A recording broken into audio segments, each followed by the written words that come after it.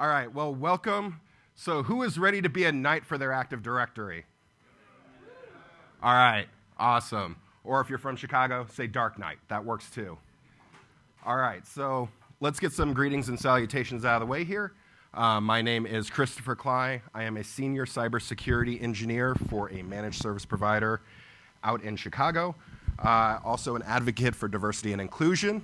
I talk at other companies. I also am starting to build a framework to help other companies get D&I in their business and how to actually apply it.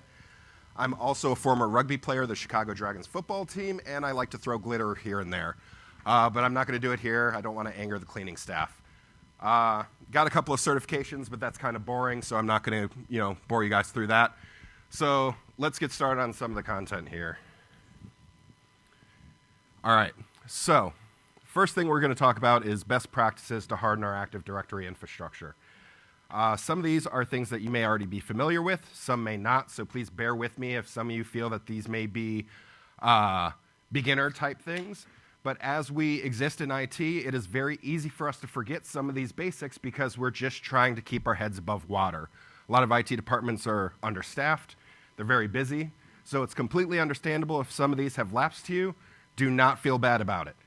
Just work toward it, and you will be in a better position. So the first thing I'm going to say, which I know I'm probably going to get hated for, is document, document, document, document.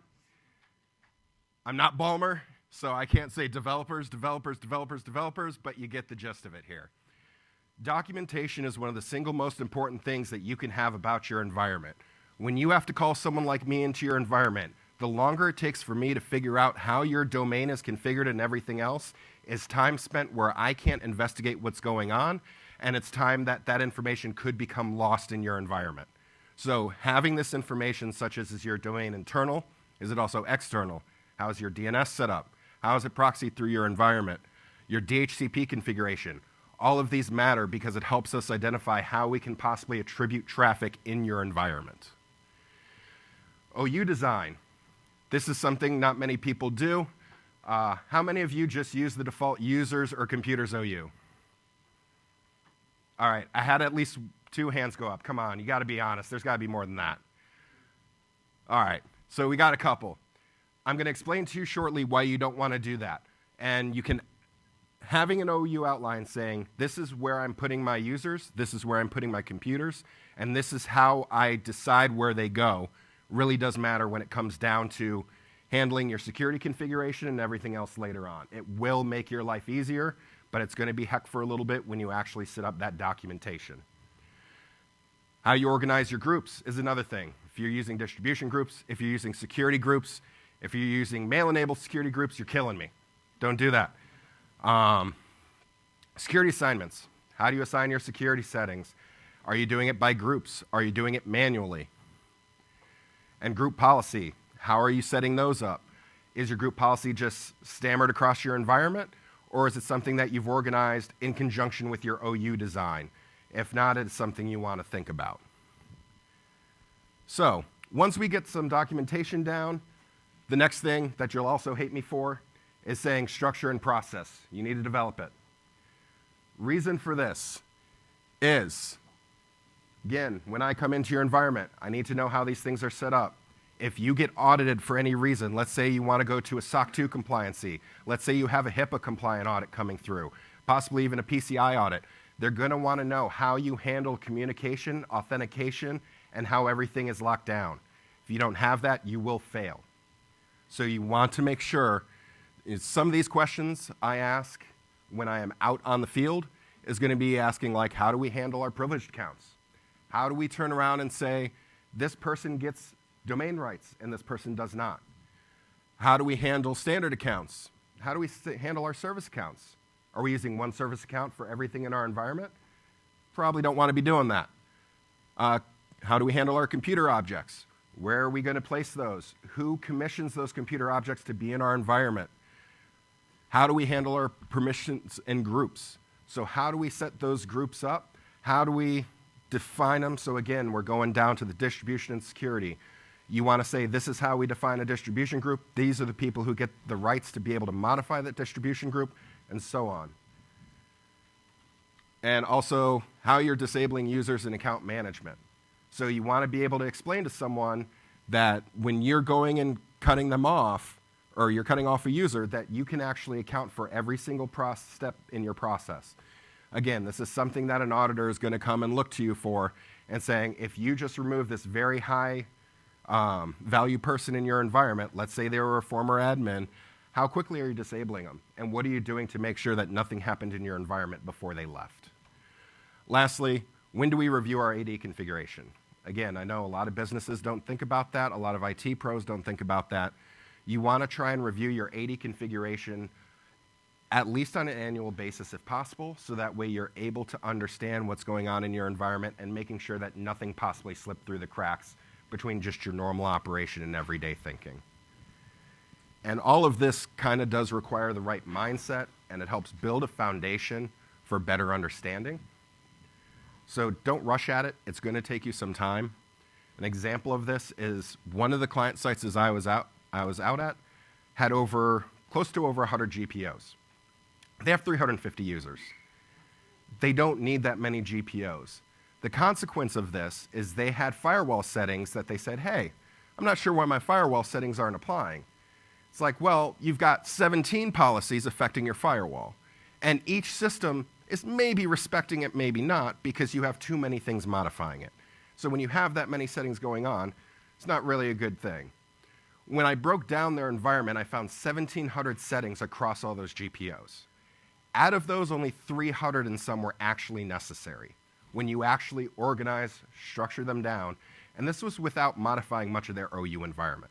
So modifying their OUs beyond that, I was able to get them down a little bit lower, down to about a total of 32 group policies. And out of those, most systems only had 6 applying to them. All right. So before we make any changes to our domain controllers, we want to back them up, right?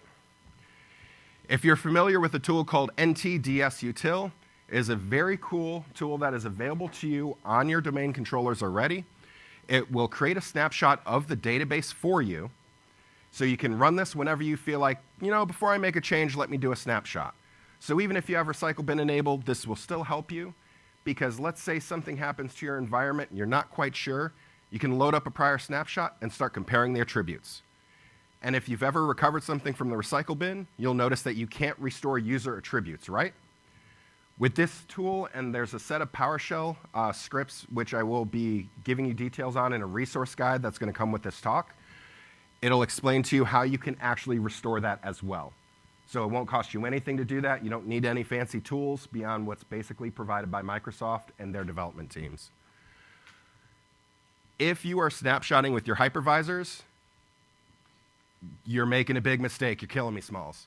The thing is if you've ever had an experience where you've rolled back a domain controller, what ends up happening is your journal splits. What this means is that on one system, you're going to have a new user created. This other system that has a split journal is not going to know about that user.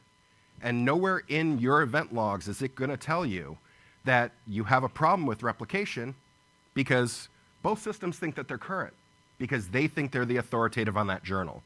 So even though you have the primary domain controller infrastructure, doesn't matter. If one thinks it has a different journal than the other, they're going to both say that they're fine. But then you'll know it when your users can't log in, when their password changes don't apply, when computer objects aren't working, and eventually your system comes to a halt. And your ultimate decision at that time is rebuild your entire AD infrastructure by one of the two journals, or just wipe it altogether. Not something you ever want to do. And I've unfortunately done it 5 times in my career. I've had to fix that for people. What if your backup software uses So, snapshots? good question on that. You really want to avoid that, because most of the snapshots that are being produced are not getting all that information. There are some that claim that they have awareness into Active Directory, and some of them may absolutely do. But when it comes down to calling Microsoft, for example, and saying, hey, my AD infrastructure has seized and I can't get it to work, they are not going to help you with your backup software that's purportedly making those snapshots for you. What they will support is Windows Server backup on a bare metal recovery, or the new Azure Online backup, or an NTLM utility snapshot. So those are the only 3 ways that they actually will help you directly. if you are in a situation where, let's say, that snapshot comes back, but you're still having problems, they will help you to that point, but they won't help you before you get that data back, unless you're using one of these three methods. So here's some quick tips I'm going to give you for hardening your overall environment. So think about it as we're going to look at the overall, and then as we continue down the talk, we're going to keep going closer and closer through the domain controller. So the first thing is to stop using the administrator account. If you're using the default domain administrator account, you're not providing attribution to who's causing changes to your environment. That is not something you want to answer to when someone has to come in to check what's going on. You want to be able to know who made a change, when, and preferably you want to tier your administrator accounts, which I'll get to more in a minute, that will actually help you manage how you secure. The other feature of this is if you stop using that account, you can use it as a honeypot to start noticing when someone else is in your environment and look for that account to randomly start appearing to be logged in, because that will be your first warning that someone's in there, because they're just going to aim for that account. If they have the info, that's what they're going to aim for. They are not going to think about whether or not you're using that as a honeypot. Next one is disable SMB v1. That protocol is over 30 years old. If you've ever met Ned Pyle from one of the Microsoft product management teams for Windows, he is on a war about this. SMB version 1 is one of your quickest ways to get a crypto virus through your environment right now. That is the most leveraged path that people are using. SMB v1 should not be used anymore at all. If chances are you might have an old NAS server sitting around, maybe a network attached another type of network attached storage device that may be using this or 1.5. You can audit SMB activity before shutting it down, but otherwise you probably shouldn't have anything in your environment still using this. Your Windows clients are going to be using 3.0 in general now. You want to configure your PDC to update time via NTP. All other systems should be coming from AD. This has to do with your log integrity. As an adversary, if I get into your environment, one of the first things I'm going to do to try and knock you off my tracks is to alter your system time. If I can't do that, then I'm not able to alter the log in that respect if that user right isn't granted to anyone on that system. Because all that system can do is get it directly from Active Directory. Controlled DNS communication is another good one, especially nowadays with Chrome and Firefox now offering features of DNS over HTTPS.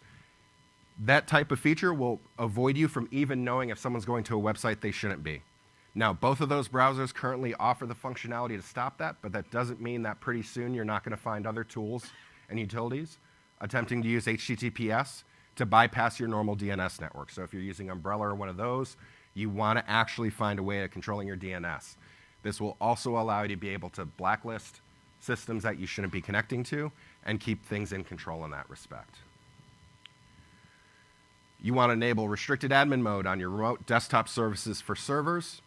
What this does is, if you've heard of all the side channel attacks that are affecting Intel processors and some AMD processors, this actually limits the ability for those credentials to be stolen during the connection phase if a computer is compromised.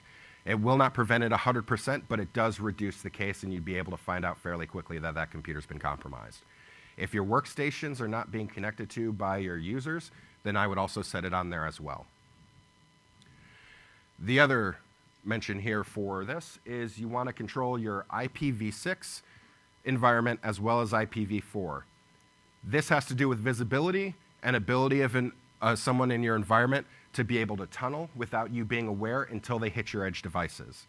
So if your ISP is not IPv6 native, they are creating a tunnel to you from whatever server they're connecting to via IPv6 methodologies. Most security features and products still do not support IPv6.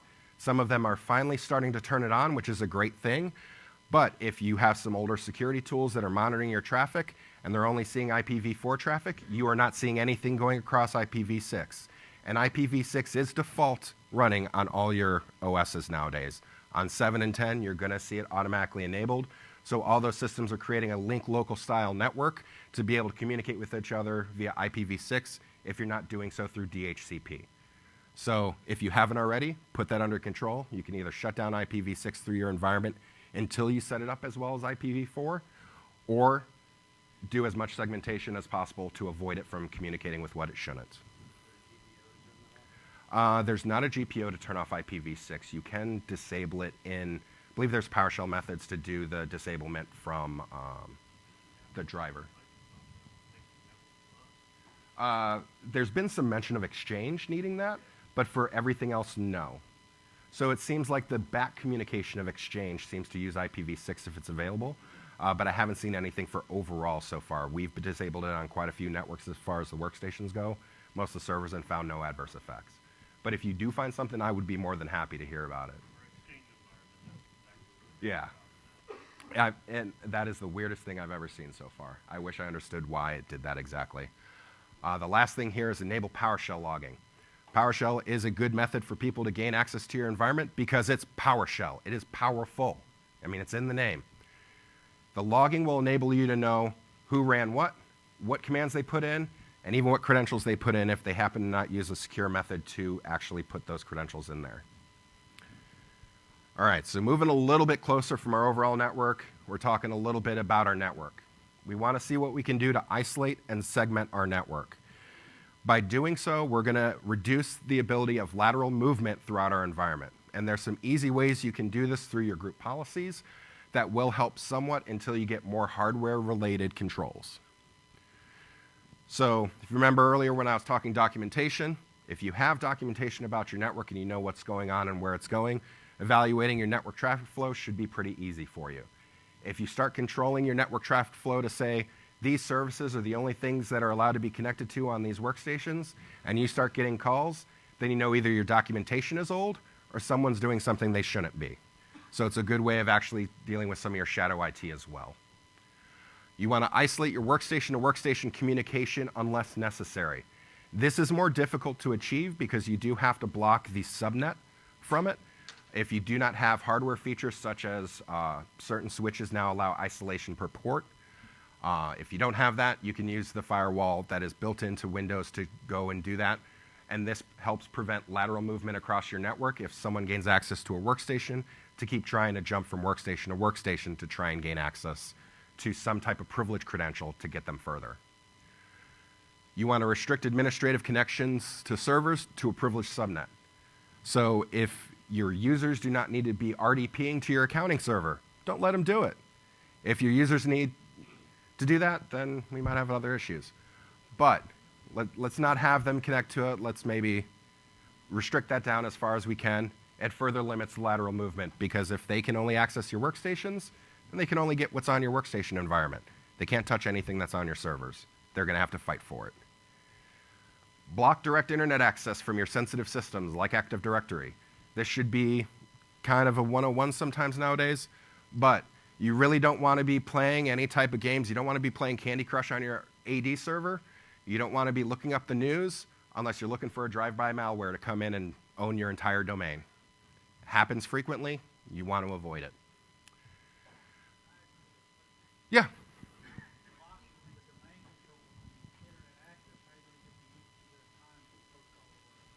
You can actually, so this you would want to block whatever you can as far as your port 80s, port 443, 53, stuff like that. So accept whatever server. So let's say if your Active Directory environment is the one doing your DNS, then permit that server to communicate out DNS, but then block everything else from your environment from communicating with DNS kind of thing. So for NTP, absolutely. You want to leave a port open for NTP, but for general web browsing and stuff like that, block it out. So. And most of the time, your firewalls will block out the rest of the stuff that you don't need to do. All right, so building an administrative environment. So this is kind of something I hinted at earlier on. What we want to do is we want to set up different administrator accounts for each tier. So if you think about your environment, we can simplify it to 3 tiers as a basis. Tier 0 would be your domain controllers. Those are your gems of your environment. Your first tier is going to be your general servers. Your second tier is going to be your workstations. If you set up a tiering system like this, you are, again, reducing lateral movement and the ability for someone to take credentials and move up your environment because they can only touch what they have access to. So if you think about in the way that's configured, if Active Directory, for example, is limited to only the communication it needs to down to the workstations and nothing more, then the ability for someone to even touch your Active Directory is close to eliminated. They're going to have to put a lot of effort in to be able to reach your domain controllers and actually do something. You can do this through GPO user rights and networking segmentation, and you don't want to allow login or enumeration of privileged accounts to lower tier systems and vice versa. So what basically this means is, if you have a tier 0 administrator account, don't allow that to communicate and administer a tier 1 account. So it kind of looks like this. And this is something, if you've ever looked at Microsoft's hardening guides and some of their administrative guides, this is kind of the way they output it, where again, the tiers stay separated. This helps reduce the ability of an attacker's movement throughout your network. It's fairly easy to do within your GPOs, because in your GPOs, you can turn around and say, I want to have this set of domain admins to have administrative access to these computers, so then you no longer have to give them domain rights. All right? And through your user rights, you can say, you can log on to this system, but you can't log on to these systems. And that's going to prevent someone from having an administrator credential in the tier 2 from being able to administer in your tier 1.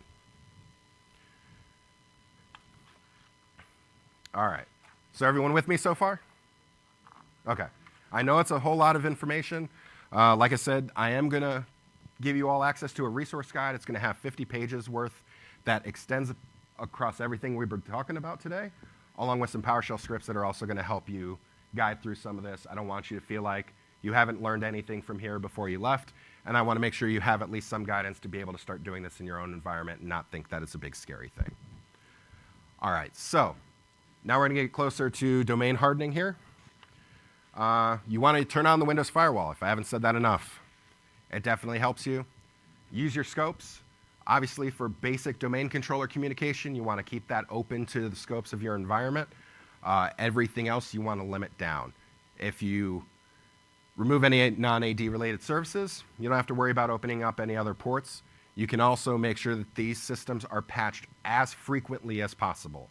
There have been very few Windows patches that have actually taken down an AD environment. So do not be in fear of having those updated. You want to wait a couple days, that's perfectly fine. But your Active Directory environment itself should be one of the most updated and maintained systems so that it has the least risk of being attacked. Because again, this is your core of your network. This is what everything trusts for everything to communicate. And if this goes, the entire thing goes on you. You also want to forge your logs if you're able to. This is kind of a nice to have. It's not really something that everyone has the ability to. But if you're able to forge your logs, that just helps maintain the integrity of them should someone gain access to something they shouldn't, and you'd be able to use those logs to be able to compare if something happened. You want to schedule regular audits of your applications, your system tasks and services.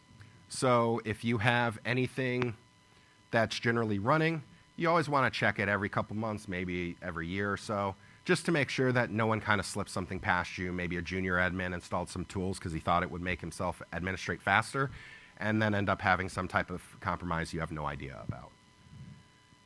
All right. And disable web browsing, of course. So now we're getting down to our OU level, right? So with our OUs, we want to structure them to balance the GPO application and administration.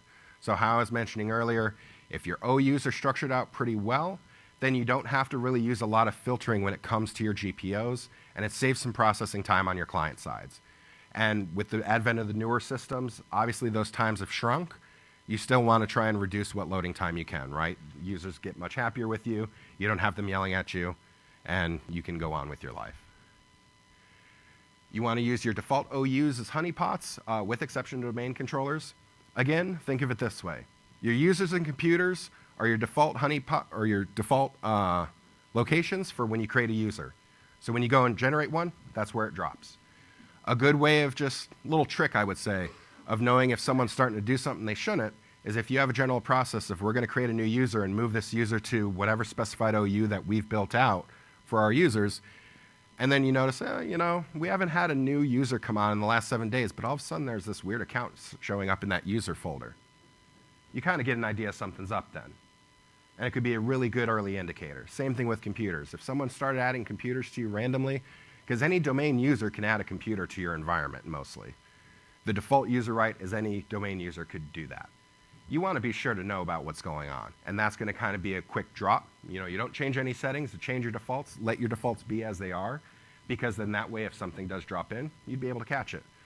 Because if you're looking at any of those locations, and let's say you're looking at your users OU and you have all your groups in there and you have all your users, you're not really going to be able to see who's doing what on there. It's going to start getting really confusing the bigger your environment gets. So you want to keep your users, groups, and computer objects separate. This is mostly for administration purposes. It is a lot easier when you keep them separate. It's a lot easier to tell someone who's just starting out in IT, or even those who have been experienced in it and they just need to catch up to your network, that you have them in particular locations, and then you can actually put GPOs that apply to them fairly easily. You also want to separate your privilege accounts and groups as well. Separate distribution and security groups. Again, if you have a mail-enabled security group, all you're asking for is Tim to turn around and open up his Outlook to put someone in a distribution group because he wanted to, and at the same time, that now gave them access to everything that belongs to your executives. You probably don't want to do that. I'm not sure your CEO would be pretty happy knowing, maybe his assistant turned around and put someone in the group and now they have access to all the company's financials. So that's a good reason why you don't let your security groups be mail-enabled. You want to keep them separate, especially as you get bigger. You will thank yourself for this. It's a little bit of administration right now because you have to have separate groups, but it will make your life much easier as you go on. Especially if you have to restructure permissions, you don't have to worry about, now do these 50 people that are in this group actually need these permissions, or do we have to split it to 10 and then make your administration even more frustrating? All right. So simplifying your GPOs. As I mentioned, you want to use that filtering sparingly. It does save you some time. If you have GPOs that you have split up, and let's say, if you separate those user and computer settings, you can actually disable parts of those GPOs from being processed by your clients. So on average, assume there's about 350 settings that are in a standard group policy. If you have one user configuration in that group policy, but let's say 30 computer configurations, do you really want a computer running through about 150 to 200 settings for one setting? You want to try and avoid that. So if you're able to, again, format your OUs properly and your GPOs, you should be able to limit what your GPOs do, which will speed up your load time and reduce the effect of possibly settings being overdone, along with documenting to know where you put those settings. And here's a sample GPO policy flow guideline that I've used at a lot of locations, and it has been fairly effective for people. Your first GPO is obviously going to be your default domain policy. You don't want to change the default domain policy. You're more than welcome to create a copy of it and then create some default policies that apply to your entire environment. So for some clients, they will have a lot of their auditing policies sitting in their copy of the default policy because they use the same exact auditing base rules. And then they just make modifications for certain systems such as file servers, SQL servers, and so on. After that, you have type. So is it a server, workstation, user? Maybe it's certain offices. Maybe it has to do with executives, what have you. Your third policy would be your auditing and security, though again, some do merge it up into the type or in the default, depending on how they have things configured.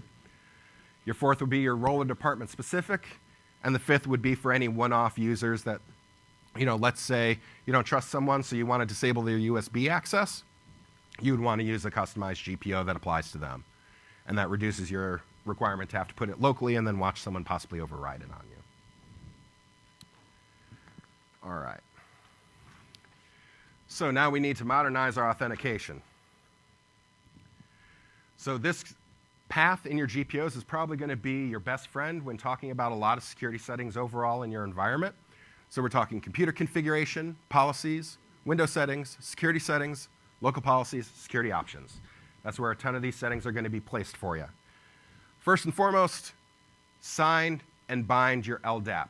This is going to be required by Microsoft starting January 2020 in a patch they're going to issue. They just released this security guidance earlier this month. So if your LDAP communication is not being signed by your systems and the channel for it is not bound, you should probably do it now so you avoid that headache in January and then wonder why your authentication has started having problems with some of your networking equipment. You also want to digitally sign your communication overall. So this particular setting would affect your SMB and CIFS-based communication in your environment. Again, think back, if you have any old file servers, maybe they won't like this, but most file systems, even new Samba systems and Linux-based file systems, should accept signed communication. Just helps them trust one another and lets them know that that information did come from a system. Never send unencrypted passwords to SMB servers. This is enabled by default. So if you have a really good password policy and you have someone with 40 characters of a password, but all I have to do is sniff your network and now I have someone's password because they're going to a old school Samba server for where their home files are stored because you don't really want to spend the time to put it on a new file server. Doesn't matter what security settings you have now. I now have their full password. Not really a good thing. Require NTLM v2 at least. Block NTLM v1 as soon as you can. You do have the ability to audit usage on this, which is very nice. So in your group policy, you'll be able to enable it to audit usage and be able to begin looking in your logs to see if anything's communicating below 2. If it is, see what you can do to get it bumped up. Most of your modern systems are actually communicating with the protocol called Kerberos, so you shouldn't actually even need NTLM in your environment. But by default, you have all the current and old versions dating back 20 plus years running on your environment because Microsoft wants to make sure you're compatible with whatever you're using. The lowest one is called Landman. That has, I believe, if I recall correctly, 56-bit encryption that can be cracked in a matter of seconds. So again, think about, you could have the best passwords in the world, but if I can go around and tell your computer that I want to use a lower form of authentication, I can actually crack it and get into it faster, even if you had the best stuff turned on. So you want to disable that legacy stuff and make sure that your environment only allows you to use the more newer stuff. Lastly, require SSL and 128-bit encryption for NTLM SSP. This has to do with radius level authentication. SSL has been cracked for generally understood. This also applies for some TLS communication, but this will help reduce the effect of that information being taken from you. All right. So, how many people know what their DSRM password is? Got 1, 2, 3, 4, 5, 6, 7. Okay. Got a couple. Awesome. That's better than the first time. First time I think we had 2 or 3. Your DSRM password is going to be what you need if your Active Directory server goes bonkers and goes to a recovery mode. That is the only way to get your system back. There are a lot of admins that I've talked to over the years that have never changed that password. And that is your know-all, be-all password for your environment. So if I get a copy of your database, I could walk off with it and be able to load it up somewhere else because I've got the recovery password. You can change that. I recommend you change it daily. No, just kidding. Annually. Store it offline. All right? Don't want to store it digitally just in case someone gets in for some way or reason. Saves you on that. Same thing with your default domain administrator. If you stop using that default domain administrator, change that password to something long and complex that you could still basically type if you're missing some keys on your keyboard, and you should be good. You want to implement LAPS. Now, if you don't know about LAPS, LAPS is a really cool thing that Microsoft released, but they don't generally provide it to Windows immediately. You have to download it. What this does is it will actually, it's a small utility. It gets installed on all your workstations and servers.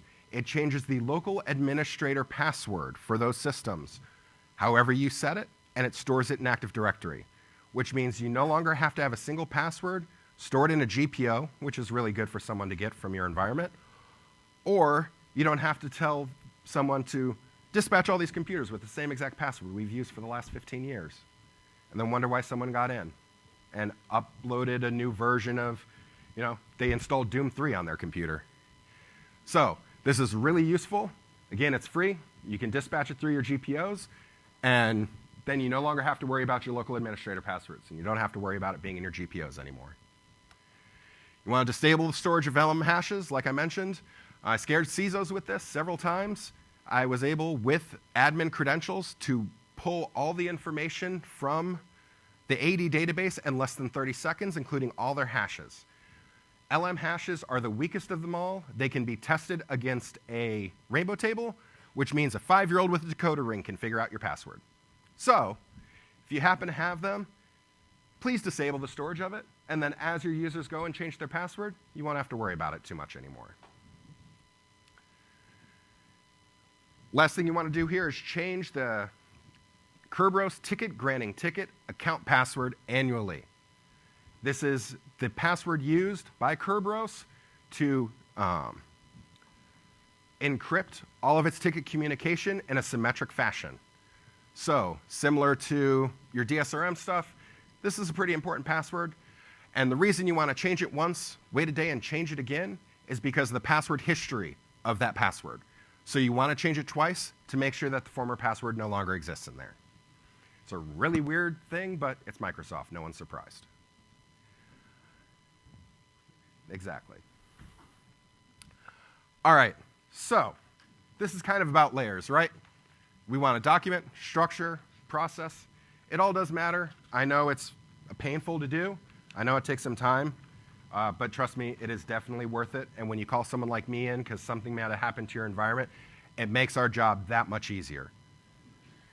You want to rethink how you structure and design your AD environment. So if you're using defaults, think about ways to get around that. You want to retire your legacy functionality and strengthen your configuration. Again, they leave it available for you for compatibility reasons, but let's not do that if we don't have to. You want to isolate and control your network flow to sensitive systems. This, again, reduces lateral movement, makes it harder for an attacker to get through your systems.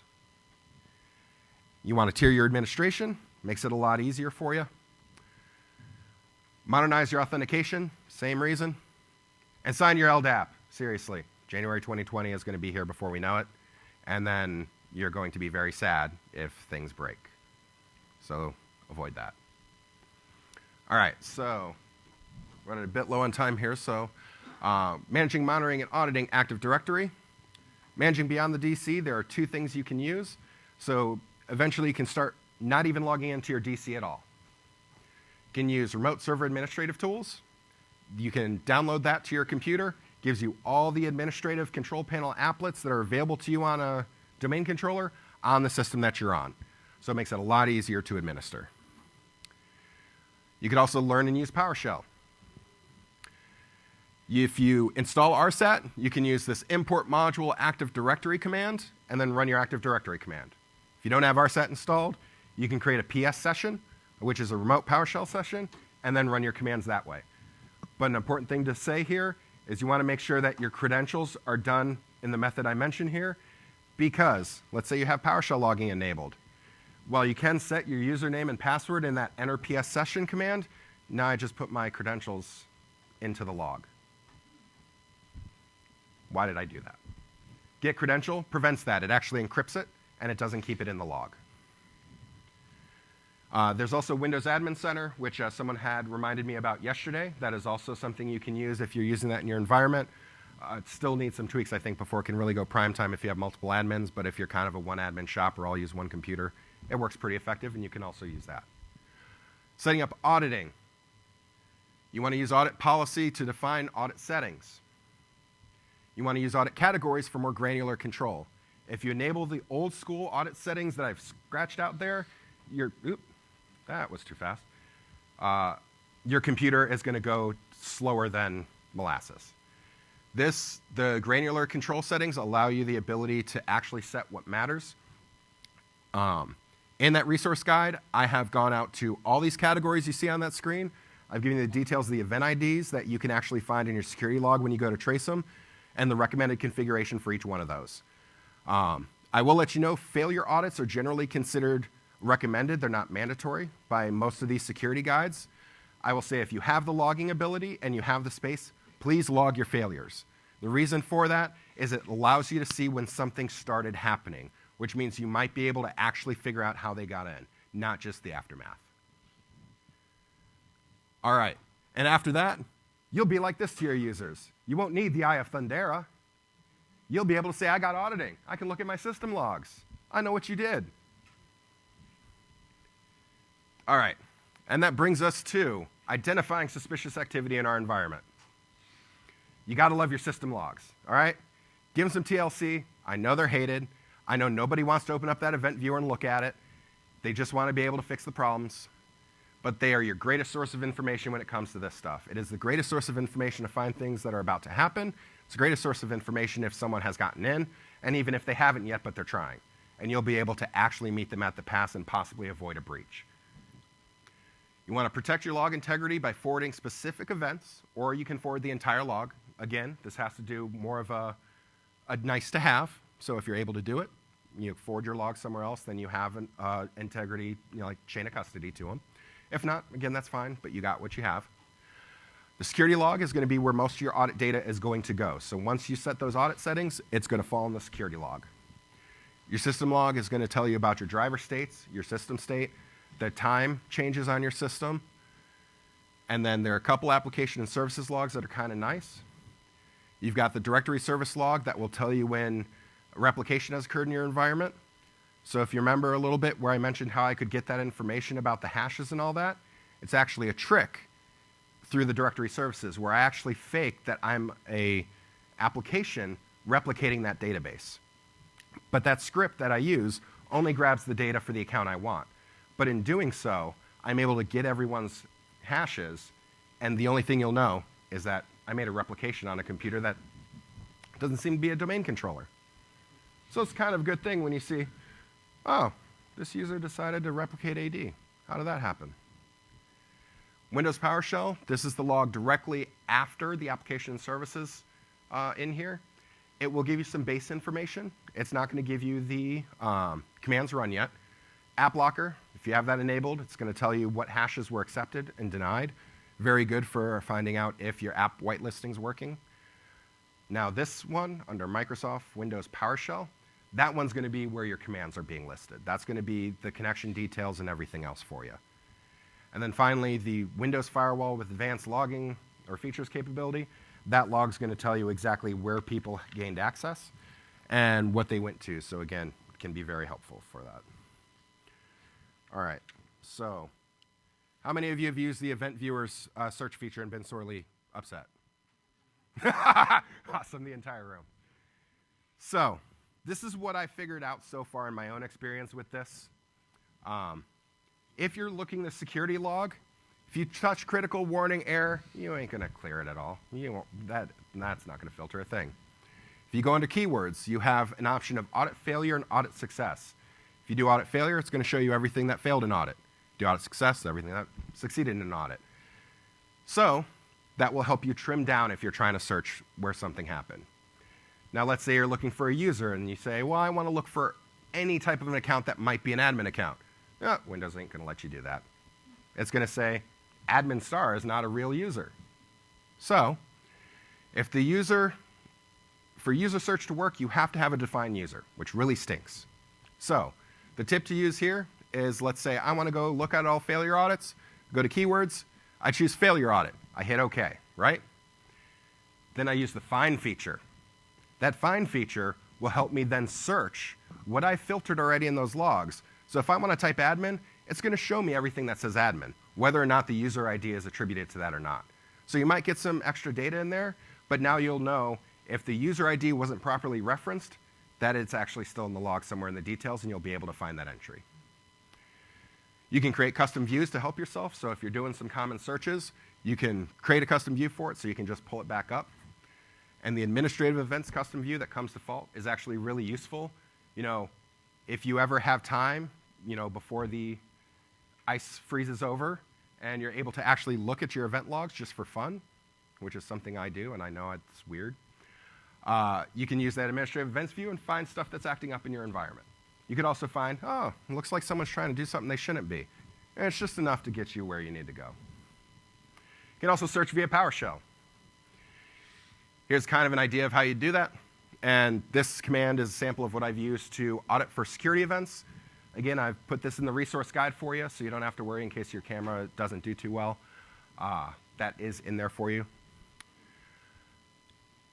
And the last thing you would want to do is look for sessions. So if you ever had users who say, I don't like to log off, I want to come to work and log in right now and start working, because nobody ever said they didn't want to go to work and then stand around for 5 minutes to get coffee or whatever else. This command is really an old school DOS command. Q user, query user, however you want to call it.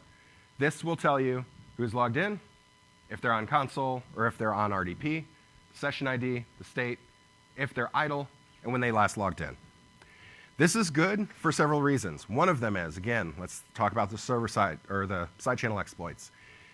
If a user seems to stay logged in and they love to keep the browser open, this is a thing that I've experienced a couple times and it's not very fun. User sits there and goes, I like to go to ABC or USA Today or some random news site, right? They keep their browser open. Well, most of these sites nowadays like to refresh their ads, right? Well, for ad networks, the longer a user's on the site, the less qualified that user becomes. So they start putting junkier and junkier ads to them. So we're talking a fraction of a penny per 1,000 views. But if you've been on the internet long enough and you happen to remember Incredimail advertisements or any of those others that said, put these smileys on your email and download this, a lot of those actually had malware attached to those advertisements. So let's say you have a user who likes to keep those browsers open. They'll come in the next morning to a virus infecting their system. Or the entire office comes in and everything is cryptoed out.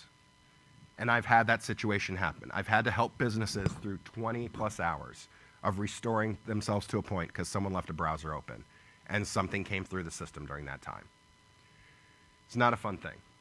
So, and the longer that browser's open and the longer an application's open that maybe you're not completely aware of, the more chances that memory could be scanned by whatever is possibly running in the background and give them credentials.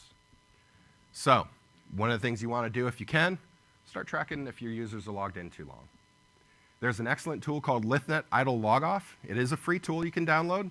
You can deploy it via your GPOs. You can configure it via GPOs, which is really nice. And you can tell it, I want you to log off all my users after 5 hours. And that tool will do that. That is the best thing I've seen to help combat that. And most users will stop doing it after about 2 or 3 times. You know, they lose all their data that they were working on. You send 5 emails beforehand. You tell them, hey, we're going to make this change. But you know that first email you're going to get that Monday. Did you change something? Was this part of the system changes you sent me? Did you read your email? You could put it on front in a login prompt, and they will still not read it. Lithnet Idle Logoff. Yes, it's on GitHub, and I also put in the resource guide exactly how to deploy it. So everything I've told you all today is in the resource guide, I promise you. I want to make sure that when you guys left, you knew what you were getting into. You knew how to do this. I didn't want you to think, oh, great, I learned all this stuff. Now what am I going to do with it? You know, you get to a lot of events and stuff, and sometimes that happens. So you want to develop a daily routine. Okay, if you don't have the time, try and make it weekly, something. You want to know what new accounts were created in your environment. If you're like, Chris, I don't know how to do that. I made a PowerShell script for you. Just put it up in your scheduled tasks. It'll output a CSV for you. Just read that CSV. Look at what new accounts went into your environment. Make sure they're what you expect. Modified accounts, same deal. There's a PowerShell script I made for y'all for it. Put in your scheduled tasks, outputs to a CSV for you.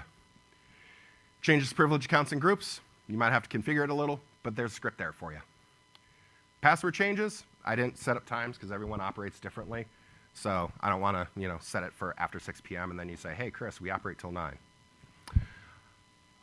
Login to special accounts, so domain admin, you can just search those. And what else is on that one? Group policy modifications, I haven't made a script for that yet, sorry. But I will. I will work on that probably in a week or so. I have a website that's called pshell.dev. That's where I put a lot of PowerShell scripts I've been starting to work on and some of my PowerShell knowledge. You will find them there. But there is a zip file with at least the majority of these on that resource page that I'll give you. pshell.dev. And you can also find it from my main website. There'll be a link to PowerShell resources. So, overall, you want to stay vigilant in your environment. You want to be the Dark Knight. You want to get cozy with your system logs. And that's not just a joke because I happen to work for a company that has cozy in its name. You want to use PowerShell to search for specific events when suspect. PowerShell is very powerful. It's very useful for that. It can be a little bit scary at first because there's a lot of things you can do. You can also damage your environment very quickly with PowerShell, so be careful. Develop a daily routine to check for irregularities. This does help you spot those things that you didn't expect.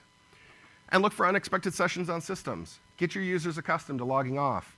Let them know, hey, it's a good thing that it takes your computer like 2-3 minutes to log on and configure your stuff. It's no big deal. What's worth more, that couple of minutes for them to log in or have someone getting your credentials because they're constantly logged in? Plus, they sit there after a session of 14, 15 days and go, my apps aren't working right. Did you try turning it off and on again? So things to think about. And also review and audit configuration annually at least. If you ever happen to be under compliance requirements, this is going to be a requirement for you whether you like it or not. After you do your first or second one, it kind of becomes second nature to you. And you start seeing these things that you might have to think, well, what kind of risk is there to my environment about this? And you'll start getting that kind of mindset, which is really good, and then you won't have to worry about some of this stuff. So, you made it this long. I'm really proud of you. This is a second full room I've had. As I told the first class, this is the first biggest one I've ever had, so I definitely appreciate it.